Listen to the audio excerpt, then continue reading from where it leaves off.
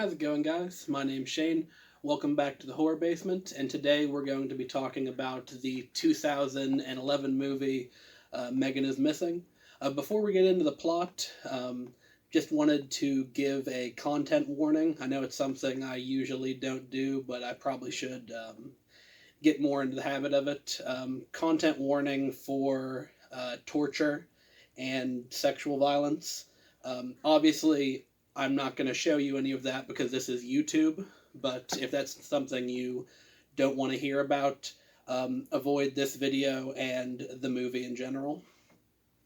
So Megan is Missing is a 2011 found footage horror film, I guess you'd say, which follows two teenage best friends, the titular Megan and Amy.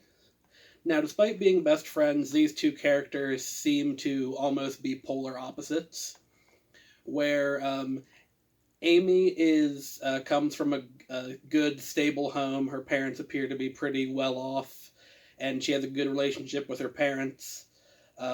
Megan is the exact opposite, where she has a really bad home life with her mother, and whereas Amy appears to be kind of on the straight and narrow, like doesn't mess around with drugs, is still a virgin, which is a big plot point that's pushed home by Amy and Megan. Megan is drinking, doing drugs, and sexually active, which the movie portrays as being like negative explicitly because she's messing around with dudes for pills and weed and all that kind of shit.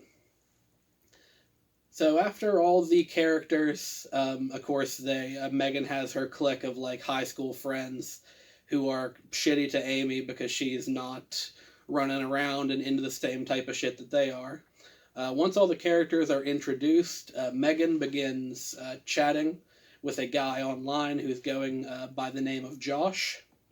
Now, Josh is throwing up more red flags than a Beijing parade.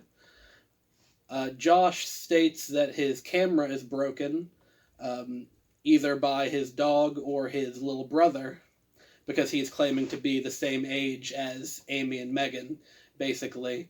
So he can't appear on cam, he can only do, like, voice chat with Megan. And they agree to meet up behind a diner, and Megan is abducted by the person calling himself Josh, and the rest of the movie basically follows the search for Megan with various clips from like reenactments and news stories kind of spliced in to alongside Amy's like video journals of her her feelings on it and her kind of talking herself through this trauma.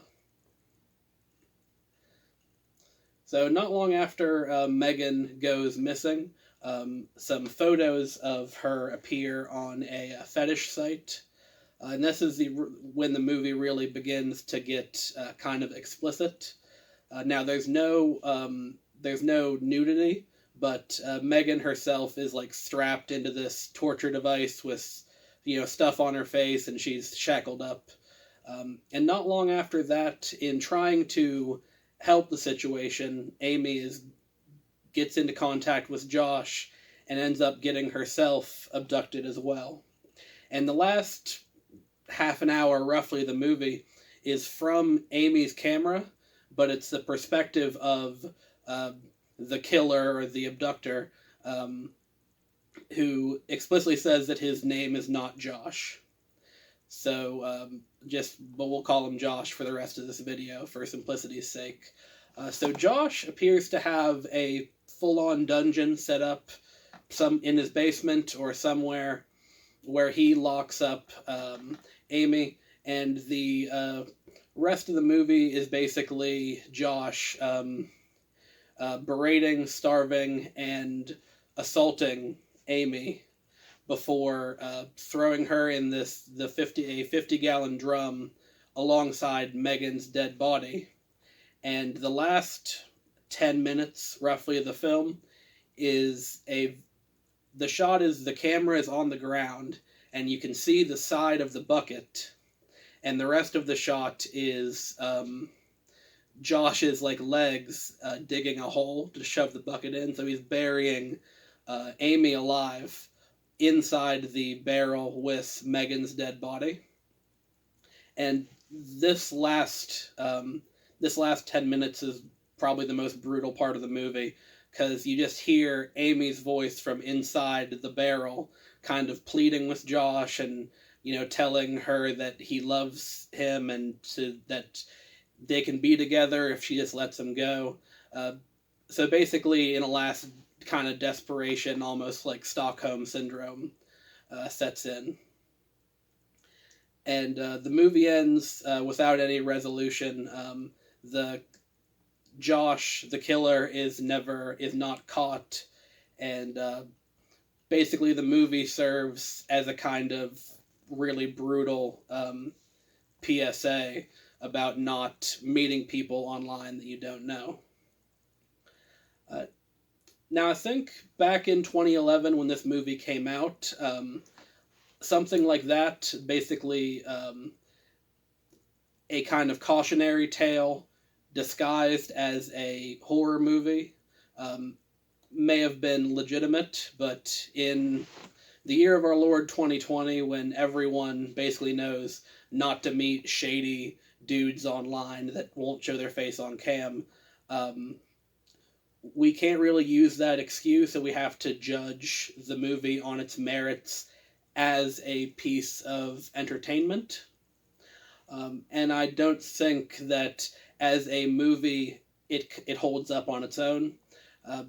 It seems kind of emotionally manipulative, because basically it's 90 minutes, and the first hour, the movie goes out of its way and is very heavy-handed in getting us to sympathize with Amy.